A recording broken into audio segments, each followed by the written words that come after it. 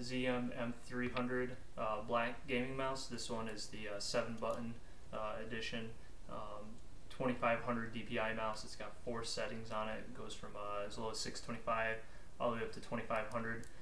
I game in most of the time 1080p, and 2500 DPI, I definitely get a lot of great performance, keep the sensitivity up, and I can move around pretty good. Right away on gaming, optical gaming mice, I definitely like to have my 2 side buttons, and then obviously, like anybody else, your regular buttons and a good wheel. Something that it has that's extra are 2 buttons here.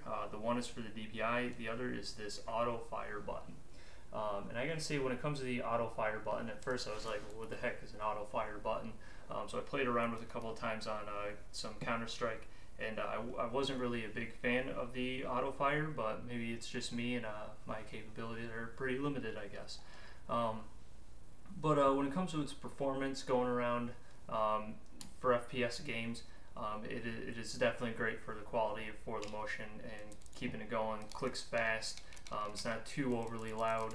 I will say that the cord, probably about a 3-foot cord. It is a lot shorter than my previous mouse, but I game on a laptop, so I really don't need a long cord. If you're somebody who games on a desktop and it sits way down on the floor or out behind your desk, you may need to consider getting an extension cable, because this is not going to go around your desk and be able to sit all the way over here without tugging a little bit. So you probably have to invest in an extension cord.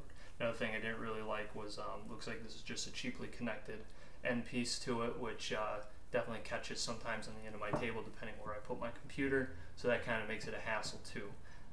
So I could have done without this giant ball right about 6 inches to the end of the cord. I will say I do like the way the lights are set up on it. You can see right here when you first turn it on, it starts off, it doesn't start in the 625, it actually starts the next one up. There is a LED that starts right there. You turn this one on, it moves to the next one, so it's a higher setting. Now it's on both of them, that's the highest setting. And then if I can get it right up there, this is on the lowest setting. And it is hard to see on my camera, but there is actually a red LED that is on. You can just barely see it right there. So it's a very low LED, that's 625. That's the next setting up, and that is the 2500. I don't know what all 4 settings go by, but that right there would be the 2500 DPI setting. And it scrolls and it moves very well. So when it comes to the price, I got mine on Newegg. When I got mine, it was going for $16.99 with $3.99 shipping. So for almost $21, it was worth it. Definitely worth getting a 2500 DPI gaming mouse for $21. Right now, as I'm doing the review, I notice it's going for $13.99 with $3.99 shipping. So it saved a few bucks even more. It was worth it at $21, and it is still worth it at $18. So go ahead, definitely get this mouse.